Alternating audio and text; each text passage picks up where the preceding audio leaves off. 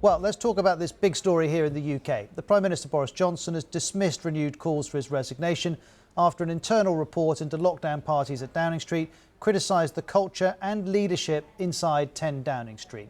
The report found that many of the gatherings should not have been allowed to happen. Here's more. When asked about the lockdown parties in Downing Street, Boris Johnson has often said this. The thing needs to conclude. We need to hear what Sue Gray has to say. Sue Gray is the civil servant who investigated the gatherings, and now her full report is out. It details multiple events, and she tells us what took place at many of these gatherings and the way in which they developed was not in line with COVID guidance at the time. We know some of those gatherings led to police fines, and once the report was public, the Prime Minister addressed Parliament. Mr. Speaker, I am humbled and I have learned a lesson, Mr. Speaker. Sue Gray looked at 16 events. One of them was a bring your own booze gathering in the Downing Street garden in June 2020. The Prime Minister's then Principal Private Secretary, Martin Reynolds, sent the invite. And Number 10 Special Advisor messaged him on the day saying the press conference will probably be finishing around that time, so helpful if people can be mindful of that as speakers and cameras are leaving, not walking around waving bottles of wine, etc. Martin Reynolds replied, "Will do my best." Others raised concerns too. Lee Kane, then Director of Communications in Number 10, emailed Martin Reynolds saying a 200-odd person invitation for drinks in the garden of Number 10 is somewhat of a comms risk in the current environment. In the end, around 30 to 40 people attended, including Boris Johnson. Then there was this event on the Prime Minister's birthday, for which he's now been fined. And there are also details of parties the Prime Minister didn't attend. At one in June 2020, the then head of ethics in the Cabinet Office, Helen McNamara, brought a karaoke machine. She's since been fined. On this, Sue Gray tells us the event lasted for a number of hours. There was excessive alcohol consumption by some individuals.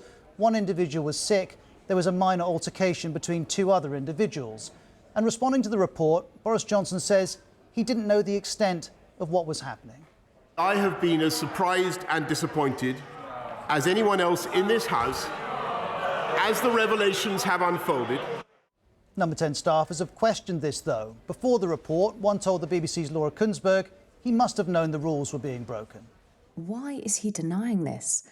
When we've been with him this entire time, we knew that the rules had been broken. We knew these parties happened. But if the Prime Minister didn't realise rules were being broken, some security staff did.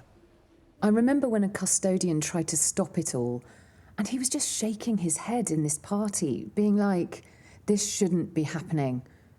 People laughed at him. Sue Gray's report addresses this too. She writes of multiple examples of a lack of respect and poor treatment of security and cleaning staff. Boris Johnson has condemned that this happened.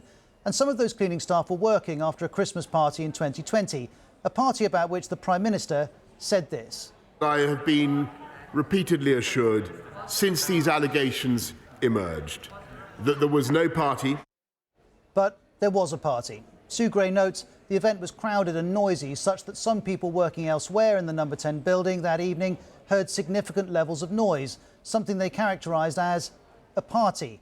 She goes on. A cleaner who attended the room the next morning noted that there had been red wine spilled on one wall. Mr Johnson has repeatedly said he didn't know the extent of what happened. And listening to him was the Leader of the Opposition. That report lays bare the rot that under this Prime Minister has spread in Number 10. And it provides definitive proof of how those within the building treated the sacrifices of the British people with utter contempt. If that was the opposition, here's Conservative Tobias Ellwood addressing his fellow Tory MPs. Are you willing, day in and day out, to defend this behaviour publicly? Yes, one of them could be heard replying. And most Tory MPs do still support the Prime Minister. Is it not really true that it is now time to turn a page? And for this country, our politics and this House to move forwards? The moment between waiting for Sue Gray's report and moving on from Sue Gray's report has been fleeting for some. But an inquiry into whether Mr Johnson misled Parliament continues, with a focus on statements like this. All guidance was followed completely during Number 10. There's a focus because the ministerial code says ministers who knowingly mislead Parliament will be expected to offer their resignation. But Boris Johnson denies doing this. When I came to this House and said, in all sincerity, that the rules and guidance have been followed at all times. It was what I believed to be true. That will be for the inquiry to decide, and this, from December, will also be scrutinised. Will the Prime Minister tell the House whether there was a party in Downing Street on the 13th of November?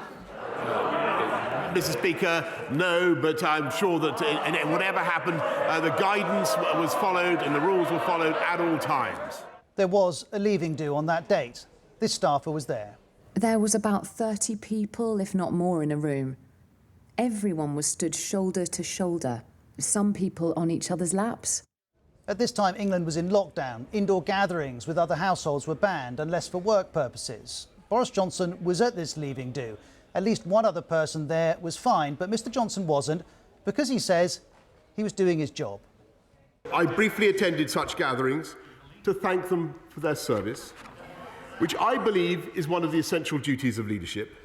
One other gathering is worthy of note. It was on the same day in November 2020. This is the gathering the Telegraph reported was allegedly held to celebrate the departure of Dominic Cummings, the Prime Minister's then advisor, and where the Mirror reported the ABBA track Winner Takes It All was blasted loudly.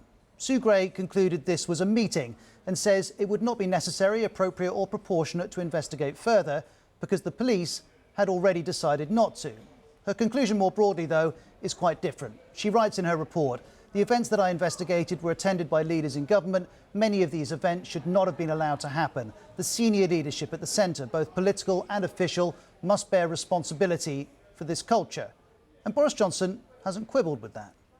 I take full responsibility for everything that took place on my watch. He also noted that since the parties, the entire senior management has changed. But not everyone at the top has changed, and taking full responsibility can mean quite different things. To Labour, it means resigning. To Boris Johnson, it means learning lessons. She writes, and I quote, "I am pleased that progress is being made in addressing the issues I raised." And as the Prime Minister looked ahead to this report, he outlined the stakes. We will get Sue Gray's final words on this matter, and I think people will be able to make a judgment. Some may have already made their minds up, but this report and the police fines before them offer another moment to make a judgment about what is and isn't acceptable from the politicians and civil servants who run the country and who set the rules that millions of people follow.